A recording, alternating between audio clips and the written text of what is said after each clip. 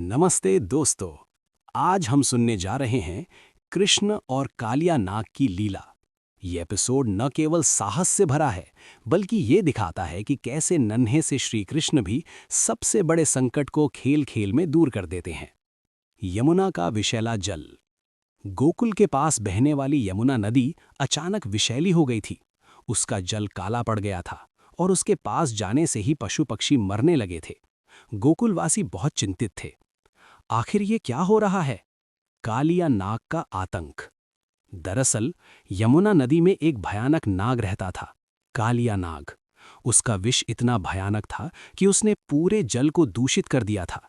कोई भी उसके पास जाने की हिम्मत नहीं करता था। बालकों की गेंद यमुना में। एक दिन कृष्ण अपने मित्रों के साथ खेल रहे थे।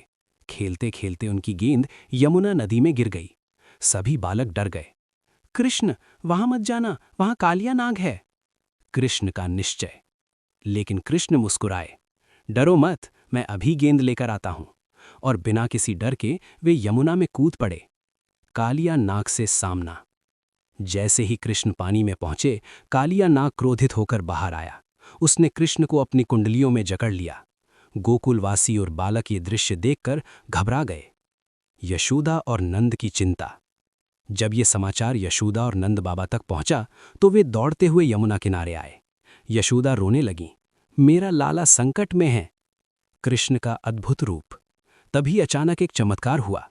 कृष्ण ने अपनी शक्ति दिखाई और कालिया नाग की पकड़ से बाहर निकल आए। फिर वे नाग की फनों पर चढ़ गए। नाग पर नृत्य। और फिर शुरू हुआ एक अद्भुत दृश्य। कृष्ण कालिया नाग के फनों पर नृत्य करने लगे। उनका हर कदम कालिया के अहंकार को तोड़ रहा था। कालिया कमजोर होता गया। नाग पत्नियों की प्रार्थना। जब कालिया नाग की पत्नियों ने ये देखा तो वे हाथ जोड़कर कृष्ण से प्रार्थना करने लगीं, हे प्रभु, हमारे स्वामी को क्षमा कर दीजिए। कालिया का समर्पण। कालिया नाग ने भी हार मान ली और कृष्ण के सामने झुक गया। कृष्ण ने उसे जीवन दान दिया और कहा, तुम इस नदी को छोड़ यमुना का शुद्ध होना। जैसे ही कालिया नाग वहां से गया, यमुना का जल फिर से स्वच्छ और पवित्र हो गया। गोकुलवासी खुशी से झूम उठे। कृष्ण जैसे ही बाहर आए, यशोदा ने उन्हें गले से लगा लिया। उनकी आंखों में आंसू थे, लेकिन चेहरे पर खुशी थी। इस एपिसोड का महत्व। ये एपिसोड हमें दिखाता है साहस और निर्भयता, अहंकार का अंत और भगवान की करुणा। कथा का संदेश।